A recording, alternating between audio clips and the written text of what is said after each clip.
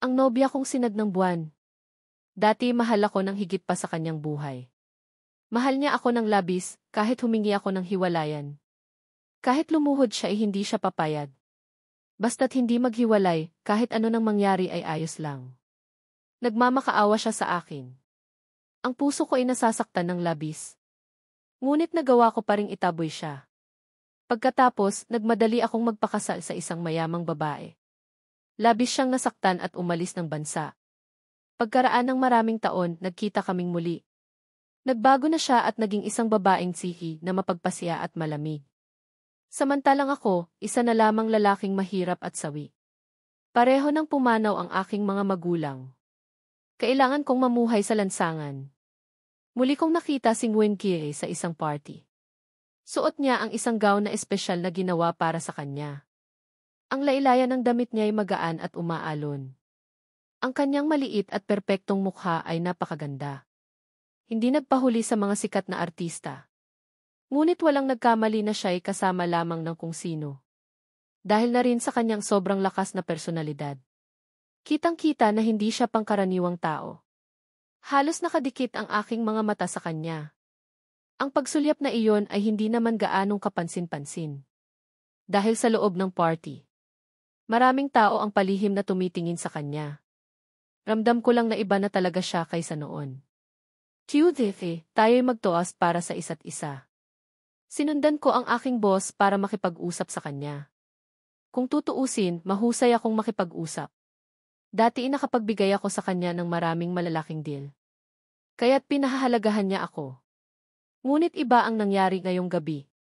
Ang taong gustong suyuin ng aking boss ay ang bagong bituin sa mundo ng negosyo. Ang babaeng iniwan ko. Inisip ko na normal namang mabait sa akin ang boss ko. Kahit na dahil lamang iyon sa aking performance sa trabaho. Hindi ko dapat suklian ng masama ang kanyang kabaitan. Kaya't tumawa ako at nagpaliwanag. Boss, paano naman ako na isang hamak na empleyado? Magkakaroon ng karapatang humarap sa kanya? Kayo na lamang po ang lumapit. Kayong mga bata. Hindi ba't marami kayong dapat pag-usapan? Tiwudhite, mas kaaya-aya ang iyong mukha kaysa sa akin na matanda na. Malay mo, magkaroon ka ng pagkakataong mapansin para sa iyong kinabukasan. Parang binigyan ako ng aking boss ng isang tingin. Na alam ng lahat ng lalaki.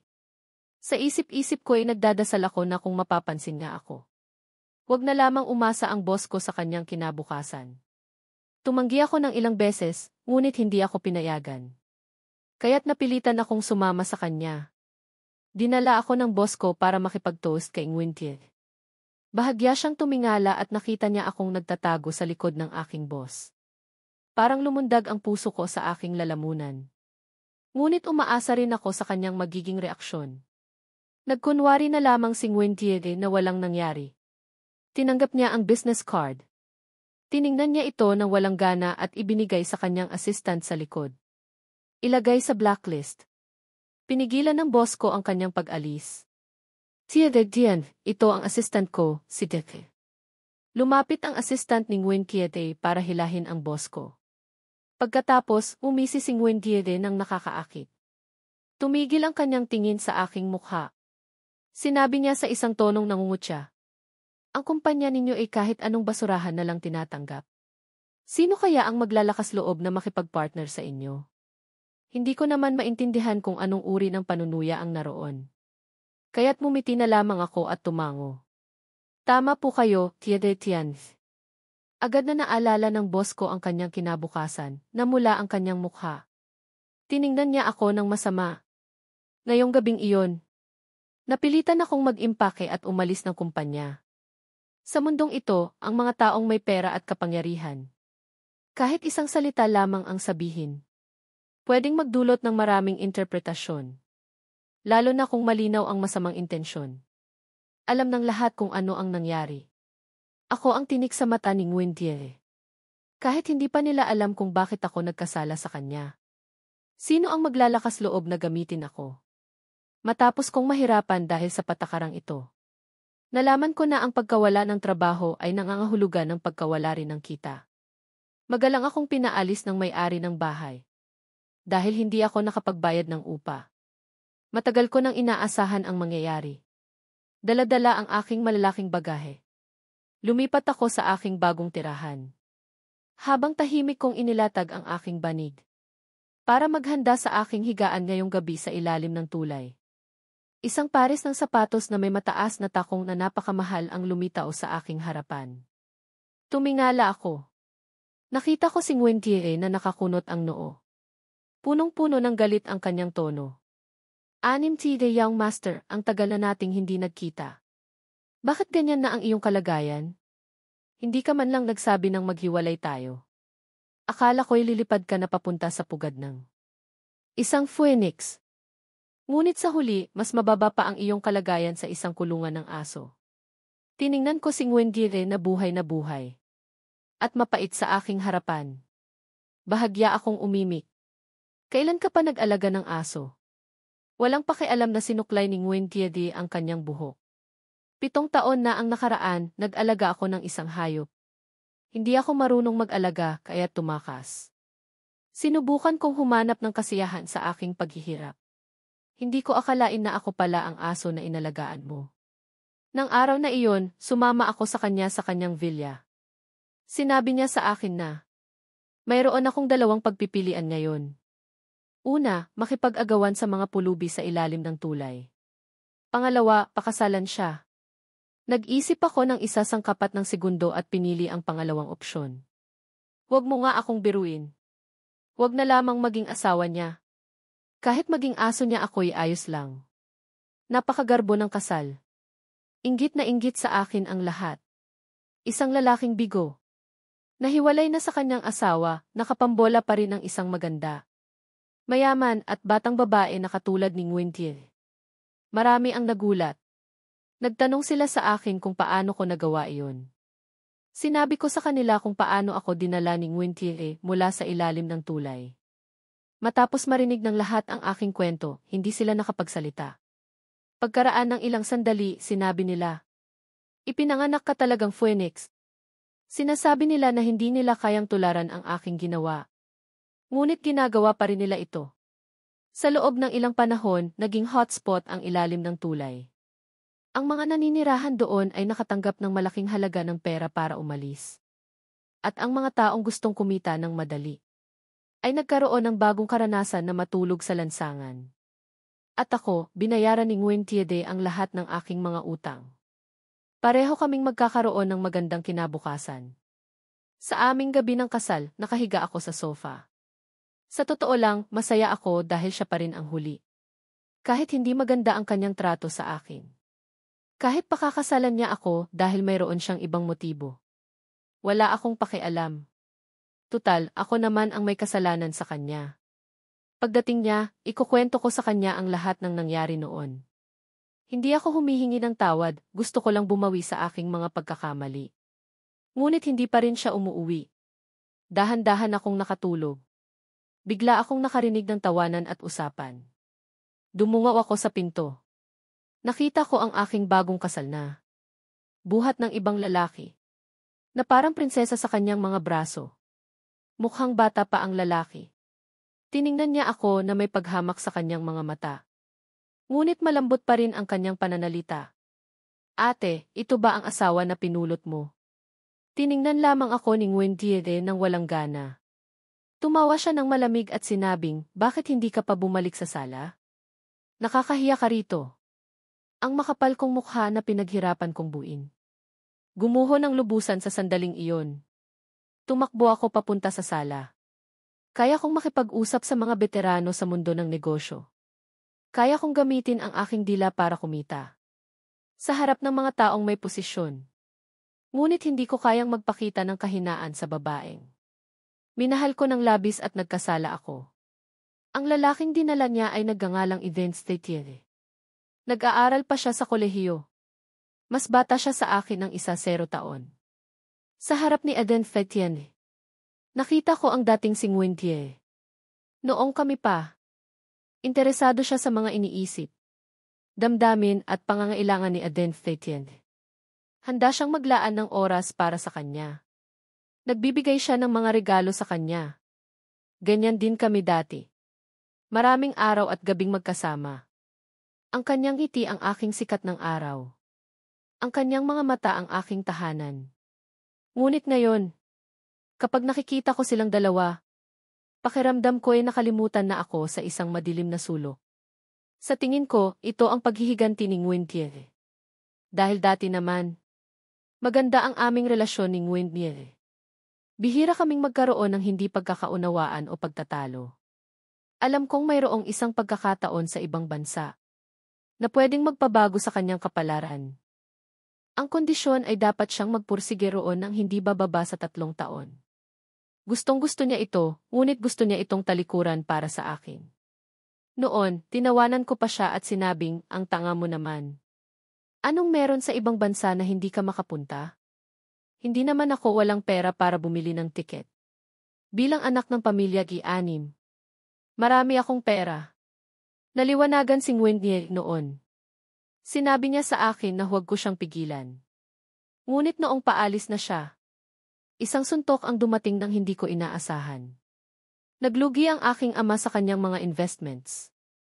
Nasa bingit ng pagkabangkarote ang aming pamilya.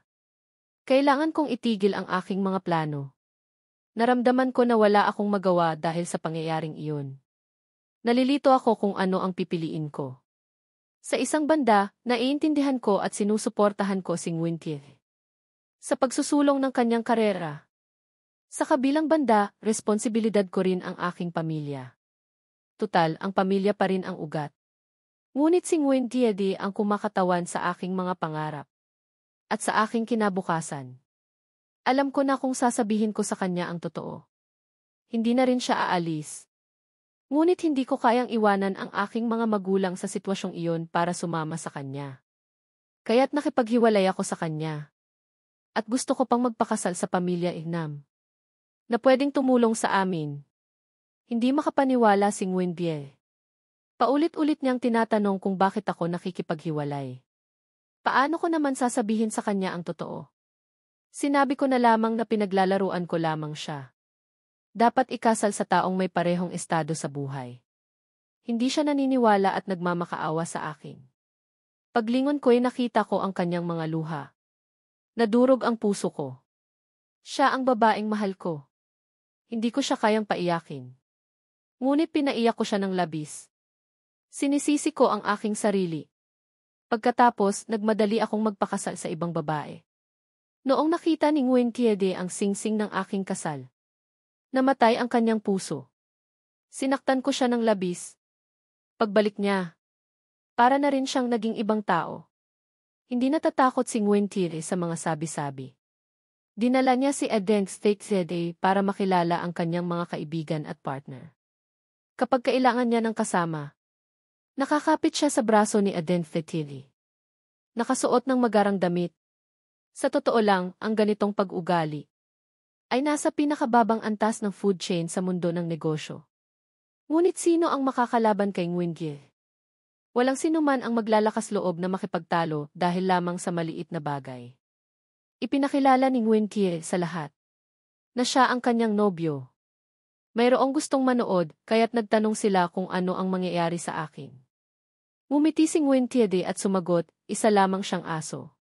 Inaalagaan ko lang siya kapag gusto ko. Kumalat ang mga salitang iyon sa akin. Tinanong ko na lamang, bakit hindi na lamang siya kumuha ng iba? Sigurado akong mahal niya ako. Sinagot ako ng, baliw ka. Nakakainis. Ngunit mas malaki pa sa langit ang pride ng mga lalaki. Pinagloloko ko lang ang aking sarili. Mayroon ding mga taong nag-iisip na nagpapanggap lang si Nguyen kay Aden Kaya tinanong nila si Aden kung magkano siya nagkakahalaga. Nagalit si Nguyen at binasag ang bote sa ulo ng taong iyon. Nagsimulang magsalita ang mga taong dating sumuporta sa akin. Sinampal ka na nga, hindi mo pa rin alam kung ano ang ginagawa mo.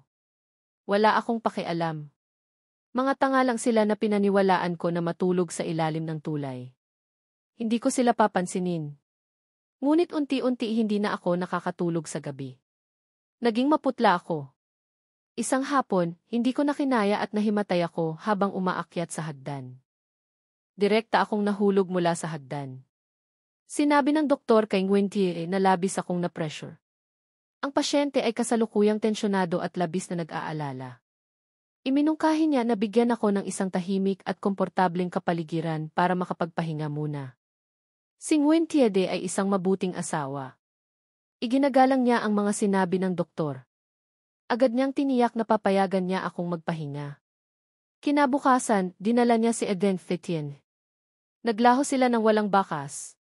Kung hindi ko pa rin naririnig ang balita tungkol sa kanya. Nais ko na sanang mag-report ng missing person. Lumabas na ang tinatawag na pagpapahinga. Ay ang paglabas kasama ang estudyanteng walang muang. Para magtayo ng kanilang sariling tahanan. Parang namatay ang buong villa. Paminsan-minsan, nagpapahinga ako ng mag-isa sa malambot at komportableng kama. Ngunit nakikita ko ang aking sarili na napakababa. Iniisip ko na mas gugustuhin ko na lang na makita si Nguyen Thiede. Na nakikipaglapit sa ibang lalaki sa harap ko. Kaysa hindi ko siya makita araw-araw. Pagkalipas ng 3 buwan, hindi ko na nakita si Nguyen Thiede. Noong unti-unti ko nang tinatanggap na ganito na lang ang buhay ko. Bigla siyang bumalik. Sumandal siya sa sofa. Bahagyang nakataas ang kanyang baba. Itinuro niya ang kahon na nasa mesa, bukas ay may party. Suotin mo ang damit na ito. Huwag mo akong ipahiya. Nagkunwari akong walang nangyari. Tinanong ko kung bakit hindi niya isinama si Eden Fetien. Inisip ni Nguyen Thiede na ayaw kong sumama. Huminto siya sandali. Lumapit siya sa akin at tinitigan ako. Sinabi niya bawat salita, Sudden. Nakalimutan mo na ba? Ikaw ang asawa ko. Tumalikod ako at hindi siya tiningnan. Nagpanggap ako na kalmado at tumawa ng mahina, nakalimutan ko na nga. Nanlamig ang mukha ni Nguyen Thiede. Biglang naging tensyonado ang paligid. Pagkaraan ng ilang sandali, tumayo siya. Sinabi niya, Sudden, sana ay maintindihan mo. Sa pagitan nating dalawa, ikaw ang nang iwan sa akin noong mga nakaraang taon dahil sa isang mayaman. Ikaw ang nagkasala sa akin. Anong klaseng pagpapanggap ang ginagawa mo ngayon? Sa tingin mo ba'y magmamalasakit ako? Sasabihin ko sa iyo. Kahit gaano pa kasama ang nararamdaman mo ngayon. Kailangan mo itong tiisin para sa akin. Huwag mong kalimutan na sa pagitan nating dalawa. Hanggat hindi ko sinasabi, hindi ka makakaalis sa akin habang buhay. Kaya't kailangan mo itong tiisin habang buhay para sa akin. Tiningnan ko siya nang walang sinasabi. Ramdam ko lang na ang galit ni Nguyen Thiede ay lalong nagiging malayo kay Nguyen Thiede. Sa magagandang alaala ko. Nang makita niya ako, sinabi niya, bukas, ipapasundo kita sa assistant ko. Huwag kang malalate. Pagkatapos ay tumalikod siya at umalis. Naiwan ako sa lugar. Tumatawa ng may kapaitan. Ano pa ang masasabi ko? Ako ang may kagagawan kung bakit siya naging ganito. Kinabukasan, nagbihis ako at tumayo sa harap ng salamin. Sakto ang suot kong suit. Ngunit kahit na dumaan ako sa maraming pagsubok, kahit na pinuri ako ng dating boss ko na mukhang kaaya-aya, hindi na ako makakabalik sa dati kong anyo. Kahit na magsuot ng mamahaling damit ang pulubi. Pulubi pa rin siya. Hindi na ako isang young master. Isa na akong lalaking umaasa sa babae. Alam iyon ng lahat. Nag-alinlangan ako sandali. Binuksan ko ang closet. Nandoon pa rin ang relo na bigay sa akin ng aking ina noong 58 taong gulang siya. Ito na lamang ang tanging bagay na natira sa akin. Matapos mag-bankrupt ang aming pamilya. Noong hinawakan ako ni Nguyen Thiede at pumasok sa party. Naintindihan ko kung bakit niya ako pinasama ngayon. Dahil pagpasok ko pa lamang, nakita ko ang pamilyar na tingin. Si Lan Kihid iyon na isang business partner at dati kong asawa. Parang hinihintay lamang ni Nguyen Thiede ang sandaling ito. Nakakatawa ang kanyang mukha, ngunit punong-puno ng panunuya ang kanyang tono. Bakit parang nakakita ka ng dating nobya at hindi ka makagalaw? Susan, mag-ayos ka naman. Para mo na akong ginagawang tanga. Halata rin na napansin kami ni Lanky. Lumapit siya sa amin na may hawak na baso ng alak. Anderson, ang tagal na nating hindi nagkita. Tumango ako at sumagot, ang tagal na nga. Bakit ang sama ng iyong hitsura? Hindi ka ba tinatrato ng mabuti ni Nguyen Thiede? Sabihin mo sa akin kung may problema. Huwag kang magkimkim. Nag-aalala na tanong ni Lan Kisit. Nanlamig ang mukha ni Nguyen Bie. Bigla siyang sumandal sa aking balikat. Para hilahin ako sa likod niya. Lan Qian, ang lalim ng pagtingin mo. Bakit kayo naghiwalay noon? Tumawa si Lan Kisit at tumango, tama ka. Wala talagang tadhana sa pagitan namin ni Eden. Ngunit lumaki kaming magkasama. Bilang kapatid, okay lang na mag-alala ako sa kanya. Kung hiwalay na kayo, mas mabuti na maging estranghero. Hindi kailangan ni Sudnset ang iyong pag-aalala. Kaibigan lang ang nagtatanong. Hindi ba't pakialamera ka naman, Kide Diens? Kakadating ko pa lang sa bansa. Ngunit marami na akong naririnig tungkol sa iyo. Ikaw na nga ang sentro ng atensyon. Sakto naman, biglang bumukas ang pinto. Napatingin ang lahat sa pinto. Nakita nila si Aden Stetiere na sumusugod papasok. Naka-sports attire siya. Hindi siya nababagay sa party. Tumingin siya sa paligid at tumigil sa akin. Pagkatapos ay dumiretso siya. Hindi pa nakakapag-react ang lahat. Sinuntok ako ni Aden Stetiere sa mukha. Natigilan ang lahat. Siguro'y ngayon lang sila nakakita ng ganito. Hinawakan ko ang aking pisngi. Naalala ko na ito'y kagagawa ni Nguyen Dien. Si Lan Kisel ang unang nag-react. Ibinato niya ang baso ng alak kay Aden Stetiere. Galit na sinabi, ano ba ang problema mo? Naalala rin ni Nguyen Tiede ang nangyari. Hinila niya si Aden Stetiere at pinunasan ang alak sa katawan nito. Agad na nagreklamo si Aden Stetiere kay Tiedien. Sinasabi mo na ako ang pinakamamahal mo. Bakit hindi mo ako pinasama ngayon? Ano ang kulang ko sa lalaking iyon? Nahirapan ang mukha ni Nguyen Diere. Pinilit niyang pigilan ang kanyang galit at sinabing, hindi ba't sinabi mo na hindi maganda ang iyong pakiramdam? Isa pa. Kailangan siya sa party na ito. Nagalit si Aden Stetiere nang marinig niya iyon. Itinuro niya ako at sumigaw. Hindi ko maintindihan. Malinaw na hindi mo siya mahal. Bakit kailangan mo pa siyang pakasalan? Bakit hindi mo siya hiwalayan? Lalong dumilim ang mukha ni Nguyen Bie. Pumayag ka na sa akin, Kiregdir. Hiwalayan mo na siya. Ayaw kong maglakad sa labas. Na pinagtatawanan ng ibang tao. Tayong dalawa ang nagmamahalan. Ako ang dapat na asawa mo. Hindi ko alam kung anong sinabi niya ang gumulat kay Nguyen Bie. Itinaas niya ang kanyang kamay at sinampal si Aden Stetiere. Kahit anong gusto mo, ibibigay ko sa iyo. Maliban sa posisyon sa marriage certificate. Natigilan si Aden Stetiere sa sampal. Bumalik siya sa kanyang ulirat at umiiyak na tumingin kay Nguyen Bie. Gusto ko lang ng isang legitimate na identidad. Ano ang mali sa akin? Pagkatapos, hinila niya ang kanyang kamay. Umiiyak niyang sinabi, Tiede, malapit na akong mamatay. Mayroon akong sakit. Agad na ikinagulat ng lahat ang kanyang sinabi. Hinila ako ni Lan Kiseg sa kanyang tabi. Nguyen Bie. Ito ba ang tinatawag mong pagiging mabuti kay Sudnif? Pinapahirapan mo ang ibang tao. Hindi sumagot si Nguyen Bie. Noong narinig ko na ikakasal kayong dalawa. Nagpasalamat ako para kay Sudnif. Nagpasalamat ako sa kanya dahil nagkatotoo ang kanyang pangarap. Ngayon, nagsisisi ako. Kung alam ko lang na ganito ang buhay niya. Hindi ako papayag na maghiwalay kami. Ngayon, kinamumuhian ko ang aking sarili. Kinamumuhian ko ang aking sarili na itinulak ko siya sa impyerno. Pagkatapos ay tumingin siya sa akin at seryosong nagtanong, nagsisisi ka ba? Sulit ba ang babaeng ito para gawin mo ito? Hindi pa huli para magsisi. Kung papayag ka, aalis tayo kaagad. Umiti ako ng mapait at tumingin sa kanya. Umiling ako at inalis ang kanyang kamay. Salamat, Lan Qian. Ngunit wala na akong ibang pagpipilian. Pananagutan ko ang aking sariling desisyon. Nagpakita ng pagkadismaya ang mukha ni Lan Qian. May gusto pa siyang sabihin sa akin. Ngunit lumapit na si Nguyen Tiede at hinawakan ako. Dumiretso si Advanced Tiend. Hindi na siya sumisigaw, umiiyak na lamang siya. Dire, masakit ang tiyan ko. Pagkatapos niyang sabihin iyon, nahimatay siya. Sa huli, nagsimulang magpahinga si Event Thetier sa bahay. Abala si Nguyen Tiede sa pag-aalaga sa kanya. Bihira siyang umuwi ng bahay.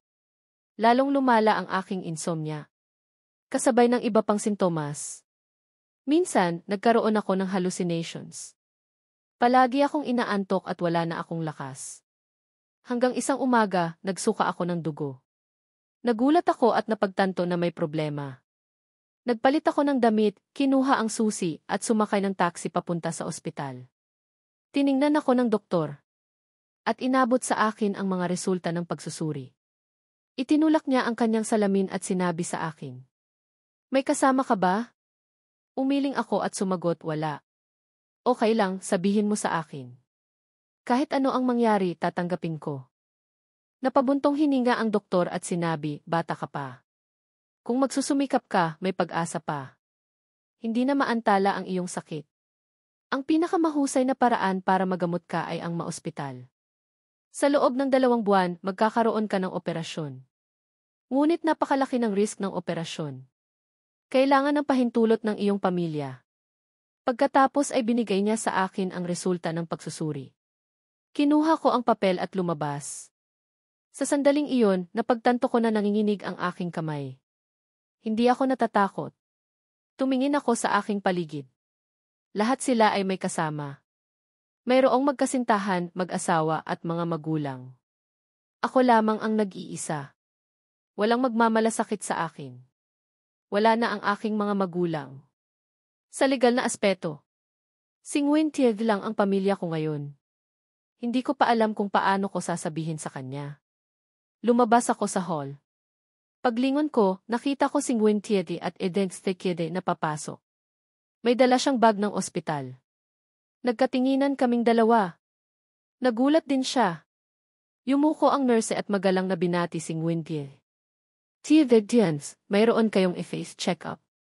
Hinihintay ko na kayo. Tumango siya at hindi na ako tiningnan. Sinundan niya ang nurse. Tahimik kong ibinulsa ang resulta ng pagsusuri. Inisip ko na tatanungin niya ako. Bakit ka nandito? Ngunit hindi niya ako pinansin. Kaya't hindi ko na siya guguluhin pa. Tumalikod ako at umalis. Narinig ko ang boses ni Eden Steitil. Pinilit kong maging kalmado. Lumingon ako at nagpanggap na kakakita ko lamang sa kanila. Hinawakan niya ang braso ni Nguyen Tiede habang lumalapit sa akin. Ikaw pala. Akala ko patay ka na. Hindi ako sigurado kaya sinubukan ko na lang. Halatang masaya siya sa kanyang tono. Tumayo si Nguyen Tiede sa tabi niya. Tinitigan niya ako ng matagal.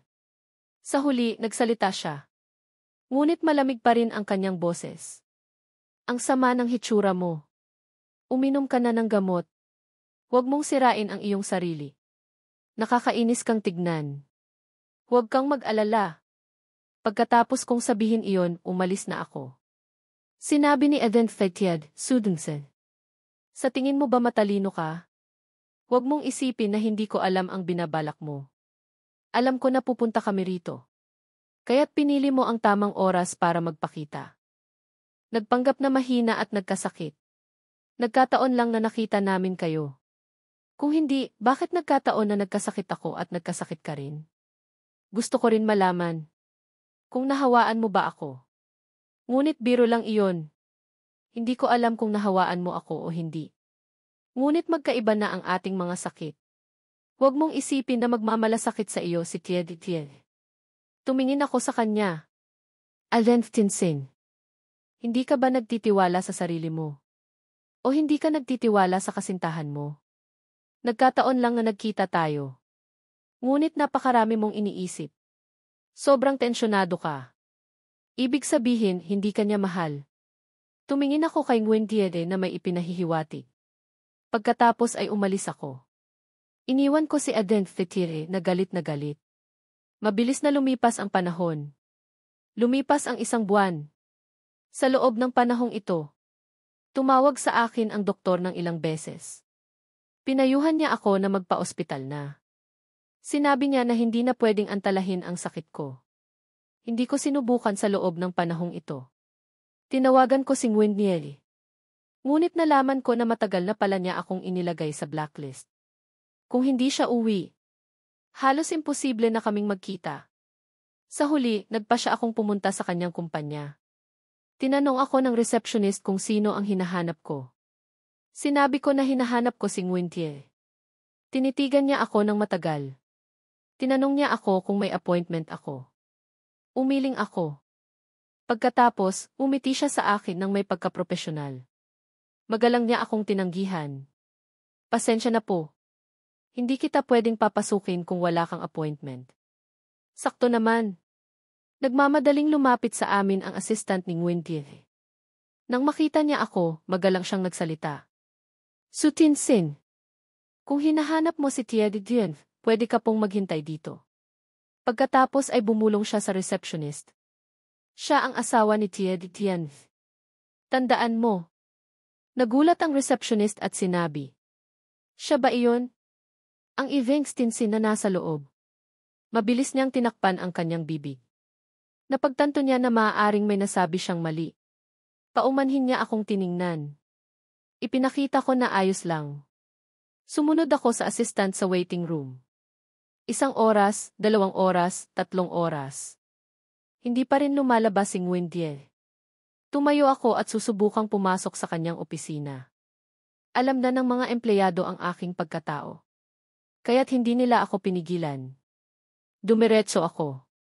Sa labas ng kanyang opisina, malakas kong itinulak ang pinto. Nakaupo si Aden Fetiede sa tabi niya. Sinusubuan siya ng prutas. Nang makita niya ako, walang balak si Nguyentie na tumayo. Sumandal pa rin siya kay Aden Fetiede. Ngumisi si Aden Fetiede, Susan. Akala ko ba matalino ka? Bakit hindi ka pa rin lumabas? Kahit hindi ka gustong makita ni Kitty. Pinapahirapan mo lang kaming lahat. Wala akong panahon para makipagtalo sa kanya. Tumingin ako ng diretsyo sa mga mata ni Nguyentie. May gusto akong sabihin sa iyo. Pwedeng palalabasin mo muna siya. Hindi ko gustong sabihin ang sakit ko. Sa harap ng lalaking ito. Dahil baka pagdudahan niya ulit ako. Parang siya lang ang may sakit. Nawala ng pasensya si Nguyentie. Sabihin mo na lang. Hindi mo kailangang itago sa kanya. Hinawakan ko ng mahigpit ang aking mga kamay. Ito ay personal. Ayaw kong malaman ng lahat. Tahimik kami sandali. Tumingin siya kay Aden Fetiede. Na nagpapakita ng pagtatampo. Lumabas ka muna, Tia Dien. Ayaw ni Aden Fetiede na umalis. Hindi sumagot si Nguyentie. Binalaan niya lamang ito sa pamamagitan ng kanyang tingin. Walang ibang nagawa si Aden Fetiede. Naglakad siya palabas ng pinto. Sa pinto, bigla siyang lumingon. Ang bag ko na nasa mesa, ibigay mo sa akin. Isa nga itong bag. Simbolo ng kanyang pagkabata. Tumingin ako sa mesa. Ibinigay ko sa kanya ang bag. Nakita ko ng malinaw. Nang pipigilan niya ang kanyang kamay. Nahulog agad ang bag sa sahig. Nagkalat ang mga gamit sa loob. Nagulat si Aden Fetiede. Umupo siya at galit na nagsalita. Basag ang pabango na ibibigay ko kay Tia. Pinaghirapan ko pa namang ipahanap yan sa France. Ito ang regalo ko sana kay Tia. Pagkatapos ay pinagalitan niya ako. Susan, alam kong galit ka sa akin. Ngunit bakit hindi ka nalang magpakalalaki? Bakit kailangan mo pang gawin iyan? Lumapit si Nguyentie at nakita ang pabango na basag sa sahig. Hinila niya si Aden Fetiede. Okay lang iyan. Pabango lang iyan. Ngunit ayaw makinig ni Aden Fetiede. Nagreklamo siya na pinaghirapan niya raw iyon. Sinadya ko raw na ihulog iyon. Susan, kailangan mo munang humingi ng tawad sa akin sa harap ng lahat. Kalmado ang aking boses. Akala ko ayaw pa rin niyang magpatalo. Galit niyang sinabi. Sinira niya ang gamit ko. Gusto ko lang na humingi siya ng tawad sa akin. Mali ba iyon? Seryoso ang mukha ni Nguyentie. Susan, humingi ka ng tawad kay Aden Fetiede. Tumingin ako sa kanya. Nguyentie, ako ba ang naghulog o siya? Nakita mo ang lahat. Kumislap ang mga mata ni Nguyentie. Tumalikod siya at inulit. Humingi ka ng tawad kay Aden Fetien. Huwag mo nang pahirapan ang sarili mo. Matagal na siyang galit sa akin. Tumingin ako sa kanya. Bigla kong sinabi, Nguyen Tie. Hindi na kita kilala. Nang marinig niya iyon, tinitigan niya ako. Para bang gusto niya akong basahin. Salamat sa paggawa nito. Maghiwalay na tayo. Alam ko na ikaw lang ang pwedeng magdesisyon. Ngunit ang tagal mo na akong pinahihirapan. May saysay pa ba iyan sa iyo? Hahanap ako ng paraan para bayaran ang iyong pera. Nagkamali ako. Hindi ko dapat tratuhin ang ating relasyon ng ganito. Mula ngayon, maghihiwalay na tayo at hindi na magkikita. Siguro. Iyon na ang tanging paraan para mabuhay ako. Pagkatapos ay itinuro ko si Aden Fekit. Gusto mo bang maging third party ang kasintahan mo habang buhay? Biglang nagalit si Nguyen Nie.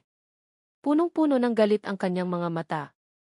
Hindi kita papayagang makawala. Huwag kang magpantasya na makikipaghiwalay ka sa akin. Huwag mong isipin na hindi ko alam na bumalik na siya.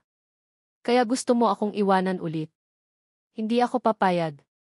Huwag kang mag-alala sa aking estado. Wala akong pakialam. Ang gusto ko lang makita na nahihirapan ka at nagsisisi. Itinulak niya ako sa sofa. Nahilo ako. Dahil sa sakit, hindi ko maigalaw ang aking katawan. Sumikip ang aking dibdib. Hindi ako makahinga. Gusto ko siyang itulak. Ngunit wala akong lakas. Siguro mamamatay na ako. Sa huli, hindi ko alam kung paano ako nakauwi. Mag-isa akong nakatira sa bahay sa loob ng 2 buwan. Sa loob ng panahong ito, madalas akong nahimatay at dumugo ang ilong. Ilang beses akong nahimatay sa sahig. Walang nakapansin. Pagkaraan ng ilang sandali, nagigising ako. Uminom ako ng gamot. Ramdam ko na lumalala ang aking kalagayan. Isang araw, bumisita sa akin si Lanti. Nakita niya akong maputla. Bigla siyang nag-alala. Gised, ano ba ang nangyayari sa iyo? Pinilit kong umiti sa kanya. May sakit lang ako. Ngunit hindi naniwala si Lanti. Pumunta ka na sa ospital ngayon. Pagkatapos ay hinila niya ako palabas. Sinubukan ko siyang pigilan at umiling. Ayaw kong pumunta sa ospital. Sumigaw siya. Bakit mo sinisira ang iyong kalusugan? Ito ang unang beses na nakita ko siyang nagalit ng ganito. Hindi ko siya mapigilan. Nahilo ako. Unti-unti kong nawalan ng malay.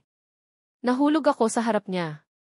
Bago ako mawalan ng malay, nakita ko ang kanyang pag-aalala. Paulit-ulit niyang tinatawag ang aking pangalan. Pagkatapos ay wala na akong maalala. Nang magising ako, nasa ospital na ako. Nakita ko ang doktor na kumausap sa akin noon. Kasama niya si Lan Gize. Mukhang hindi maganda ang kalagayan nila. Siguro alam na niya ang kalagayan ko. Nang makita niya akong nagising, dali-dali siyang lumapit sa akin. Hinipo niya ang aking noo. Engsen, kamusta ka na? Tumango ako. Okay na ako. Punong-puno ng kalungkutan ang kanyang mga mata. Bakit hindi mo sinabi sa akin? Kung hindi kita binisita, hanggang kailan mo itatago? Ayaw na kitang abalahin pa. Ano ba ang sinasabi mo? Gusto ko lang tanungin ang doktor. Bakit ayaw mong magpa-opera? Dahil ba wala kang pera? Hindi ko alam kung ano ang isasagot ko. Agad niyang naintindihan ang lahat. Galit na galit siya. Nguyen Giere, hindi ka tao. Aalis na sana siya. Sinubukan ko siyang pigilan. Hindi niya alam ang tungkol sa aking sakit. Pagkatapos kong sabihin iyon, lalong dumilim ang mukha ni Lanti. May sakit ka na. Hindi niya alam. Seryoso ka ba? Siguro kasama pa rin niya ang lalaki na iyon. Soothing. Huwag mong sabihin sa akin na kasama pa rin siya ng lalaki na iyon. Gusto ko malaman ang katotohanan. Kailangan ng pahintulot ng aking pamilya para sa operasyon. Alam mo na maagang pumanaw ang aking mga magulang. Hindi ko ginusto iyon. Sinubukan ko siya hanapin. Ngunit maraming nangyari. Siguro may utang ako sa kanya. Kaya kailangan kong ibalik ang aking buhay sa kanya. Dingsen, kinausap ko na ang doktor. Pwede ka pang gumaling. Sinabi ng doktor na kung susunod ka sa kanyang sinasabi, may pag-asa pa. Umiling ako. Lantise, hindi mo alam. Mas gusto ko pang mamatay. Kung ganito rin naman ang mangyayari sa akin, tatanggapin ko na lang. Hindi ka ba lalaki? Bakit ka nagpapakamatay dahil sa babae? Noong mga nakaraang taon, iniwan mo siya. Dahil ayaw mo siyang madamay. Hindi ka nagkasala sa kanya. Umiti lang ako. Hindi na ako sumagot. Nagpalit kami ng ibang paksa. Nakita ni Lankise na ayaw kong magsalita. Nagbuntong hininga na lang siya. Pagkatapos naming mag-usap, naramdaman ko na pagod na ako. Natulog ako sa loob ng 2 araw. Nang magising ako, narinig ko ang ingay sa labas. Sinubukan kong dumilat. Narinig ko ang boses ni Nguyen. Kinakatok niya ang pinto ng aking kwarto. Paulit-ulit niyang tinatawag ang aking pangalan. Pinabantayan ko ang aking pinto kay Lankith. Hindi pinapayagan ng mga gwardiya na pumasok siya. Asawa ko ang nasa loob. Umalis kayo. Sinubukan kong bumangon at pindutin ang doorbell. Nang marinig ng mga gwardiya ang nangyayari, binuksan nila ang pinto. Nagwawala si Nguyen sa labas. Gusto kanyang makita. Tumango ako sa kanya. Papasukin mo siya. Mabilis na tumabi ang gwardiya. Tumakbo siya papasok. Nakasuot lang siya ng manipis na shirt. Gulo-gulo ang kanyang buhok. Ibang-iba siya sa kanyang dati. Halata na nagmamadali siya. Hinawakan niya ang aking kamay. Puno ng eyebags ang kanyang mga mata. Bakit hindi mo sinabi sa akin? Inalis ko ang kanyang kamay sa akin. Gusto ko sanang sabihin sa iyo. Nang una kong malaman ang aking sakit, kasama mo si Adent Thetien. Hawak ko ang resulta ng pagsusuri. Gusto ko sanang sabihin sa iyo. Ngunit sinabi mo na nakakainis akong tignan. Pangalawa, paulit-ulit kitang tinatawagan. Gusto ko sanang humingi ng tawad. Ngunit blacklisted ako. Pangatlo, pumunta ako sa kumpanya. Gusto ko sanang sabihin sa iyo ng personal. Ngunit dahil sa pabango, kailangan kong humingi ng tawad kay Adent Thetien. Naalala ko na galit ka sa akin. Ayaw mo akong patawarin. Ngayon, mamamatay na ako. Binabati kita, Nguyen. Malapit ka nang magtagumpay. Matagal na rin akong hindi tumatawag sa kanya ng ganito. Madali kong nasabi iyon. Natahimik kami. Lumapit sa akin si Nguyen. Engsen, mali ako. Kasalanan ko ang lahat. Pumunta sa akin si Lanki. Alam ko na kung bakit ka nakipaghiwalay sa akin. Patawarin mo ako. Makasarili ako. Hindi ko alam na napakalaki ng problema ng inyong pamilya. Pagkatapos kong mawalan ng malay, dumating si Lankise at pinagalitan ako sa harap ng lahat. Sinabi sa akin ni Lankien ang lahat. Sinabi niya na hindi mo siya minahal. Nagkasundo sila para hiwalayan ka. Kasalanan ko. Engsen, kailangan mong gumaling. Tatawagan ko ang pinakamahusay na doktor para sa'yo. Hindi na ako gagawa ng mga bagay na magpapalungkot sa iyo. Kapag gumaling ka, maglalakbay tayo sa buong mundo. Marami pa tayong hindi nagagawa. Tahimik ko siyang tiningnan na nagpapakumbaba. Hindi ako kinikilig. Nguyen, pagod na ako. Pinutol ko siya. Ngumiti si Nguyen. Hinipo niya ang aking mukha. Malandi niyang sinabi, "Okay, magpahinga ka na. Dito lang ako." Umiling ako. Umalis ka na. Engsen. Nag-alala si Nguyen. Tumingin ako sa kanya. Narinig mo na ba ang sinabi na ito? Mas mahalaga pa ang damo kaysa sa pagmamahal na huli na. Pumuti ang kanyang mukha. Napakasaya ko nang ikasal tayo. Inisip ko na may pag-asa pa ako. Ngunit lalo lang akong nasaktan. Naisip ko na sasabihin ko sa iyo ang lahat. Pero hindi mo ako binigyan ng pagkakataon.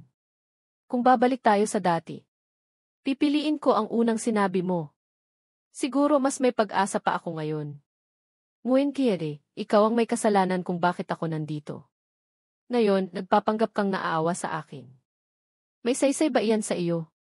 Pakiusap ko, tandaan mo na ikaw ang dahilan kung bakit ako namatay. Ito ang huling beses na nagkita tayo. Kahit na wala na akong panahon. Ayaw kong makita ang iyong mukha. Kaya, pakiusap, layuan mo ako. Pagkatapos ay pinindot ko ang doorbell. Pumasok ang gwardiya. Pakiusap, paalisin mo si Tiens. Huwag mo siyang papasukin. Pagkatapos kong sabihin iyon, nanginginig ang kanyang katawan. Hindi siya umalis. Sa huli, pinalabas siya ng mga gwardiya. Sa pinto, bigla ko siyang tinawag. Inisip niya na napag-isip-isip ko na. Masaya siyang lumingon. Narinig niya akong nagsasalita. Mayroon pa akong isang hiling. Anderson, sabihin mo kung anong gusto mo. Sa aking libing.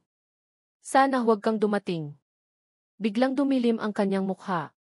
Mula sa araw na iyon, alam ko na naroon siya sa labas.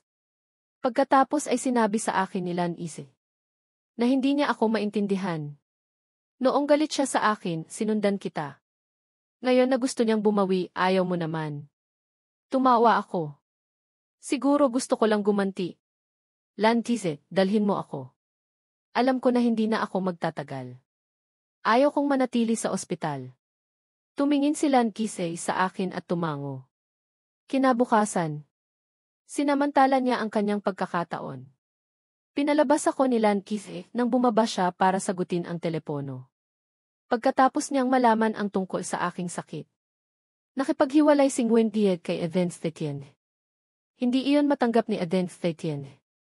Sinabi niya na magpapakamatay siya. Hindi siya pinansin ni Nguyen. Agad niyang pinadala sa rooftop si Eden Stetien. Hindi akalain ni Eden Stetien na kaya niyang gawin iyon. Galit siyang umalis. Nasagasaan siya ng sasakyan. Nabalitaan na putol ang kanyang paa. Nang dalhin siya sa ospital, wala na siyang malay. Kinailangan niya itong putulin. Nagbigay sa kanya si Nguyen ng 5 milyon. Nagpadala rin siya ng termination contract. Hindi na siya dinalaw ni Nguyen. Matagal na siyang walang pakialam. Sinabi ko, habang bumababa sa hagdan. Binigyan ako ni Lanise ng tubig. Pumunta na naman siya. Hindi mo pa rin ba siya kakausapin? Mula sa balkonahe, nakita ko siya sa pinto. Pumayat din siya. Marami ring buhok ang nalagas. Umiling ako. 2 linggo matapos nyon, namatay ako. Pumunta si Nguyen sa aking libing. Tumayo siya sa likod ng mga tao. Pagkatapos ay nagsimula siyang maglasing. Sa huli, isang araw. Nalasing siya. Nahulog siya sa villa. Tumama ang kanyang ulo sa mesa. Hindi tumigil ang pagdaloy ng dugo. Sa kanyang isipan, nakita niya